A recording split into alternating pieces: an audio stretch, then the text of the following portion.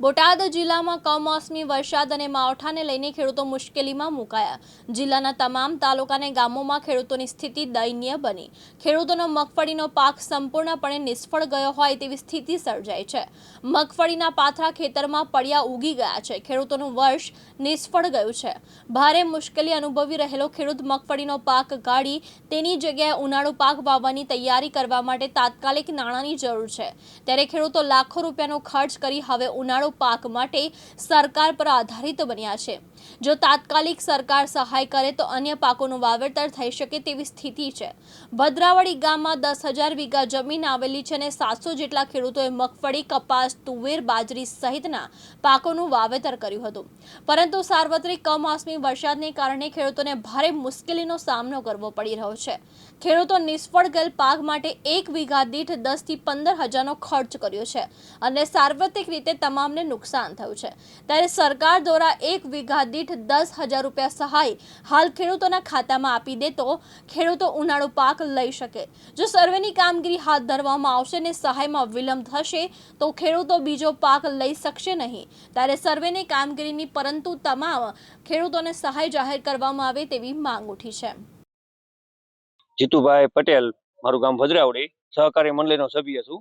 હવે આપણા ભદ્રાવડી ગામમાં બધા દરેક ખેડૂતને મગફળી વાવી છે, કપાસ વાવ્યો છે, મરચી, ટમેટી, ટોટલી માવઠાના હિસાબે બધો અમારે પાક નિષ્ફળ ગયો છે।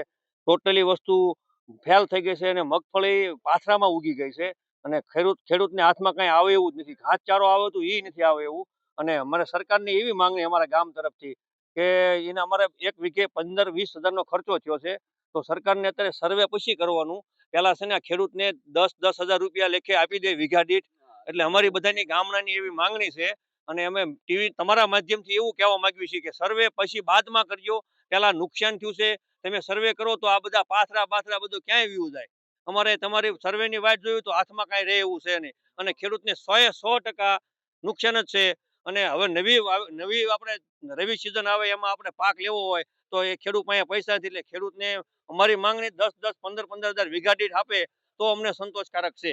આમાં અમને કઈ વળે એવું છે નહીં। ટોટલી વસ્તુમાં આ પ્રોબ્લેમ છે।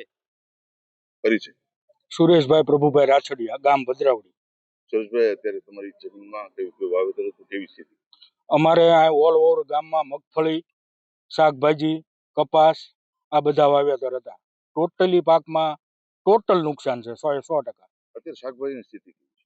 શાકભાજીમાં તમે સાહેબ જોવો તો હાવ બળીને ખાક થઈ ગયું છે સાહેબ। કોઈ વસ્તુ લેવા જેવું નથી। એમાં 50 રૂપિયા કિલો અમે ટમેટા વેચતા હતા, એના અત્યારે 0 આવે એવું નથી। એટલે આવતા સમયમાં એવું કરું કે આ શાકભાજી બગડવાને કારણે ભાવમાં ફેરફાર થાય, એવું કરું કે? એવું તો થાય જ ને સાહેબ। હજી અત્યારે કઈ આ બધું બળી ગયું, હવે બીજું કંઈક વાવી અને વરસાદ પાછો આવે તો ફરીથી ને આના દિશા થાય। 4-5 મહિનાની રાહ જોઈને અમે બેઠા હતા સાહેબ, તો એમાંથી અમારા હાથમાં હજી કંઈ આવ્યું નથી। તાપ આવ્યા પહેલા બળીને ખાક થઈ ગયું। ખેડૂતોને જે અત્યારે તાત્કાલિક શું સરકાર પાસે શું? બસ એક જ માંગ છે, વીઘા દીઠ 10 થી 15,000 રૂપિયા આપી દે એટલે જેથી કરીને અમે નવું વાવેતર કરી શકીએ। એ વાવેતર કરવાના પૈસા અમારી પાસે નથી સાહેબ। દાદા, શું નામ છે તમારું? જીવણભાઈ। જીવણભાઈ, આ તમારી જમીન છે? હા, કેટલું વાવેતર હતું, શેનું વાવેતર હતું? સિંગનું શું થયું? બધું ઉગી ગઈ। આ ક્યારે ઉગી, ક્યારે? અત્યારે વરસાદમાં એટલે આમ નુકસાન કેવું? નુકસાન બધું ઠામકું નીચે હાથમાં આવે, કાંઈ નીચે હાથમાં આવે, બધું નુકસાન।